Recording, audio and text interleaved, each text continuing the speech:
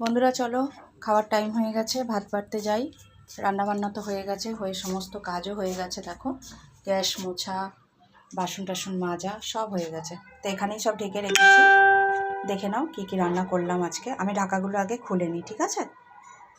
চলো, ঢাকা খুলে নিয়েছি, দেখে নাও। এখানে আছে ভাত, সাথে আছে 5 ফোড়ন দিয়ে ডাল, আর ডালের সাথে খাওয়ার জন্য ছেলের জন্য একটু ফুলকপি ভাজা করেছি, আর একটু বড়া রেখেছি, ডালের দিয়ে খাবো। আর এটা দেখো, প্রথম পাতে খাওয়ার জন্য উচ্ছে ভাজা।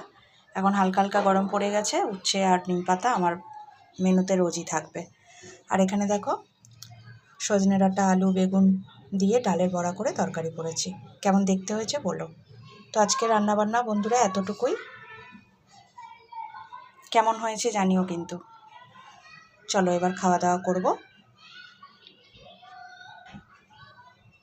টাটা সবাইকে, তোমরাও খাওয়া দাওয়া করে নাও, পরে আবার দেখা হবে, ঠিক আছে?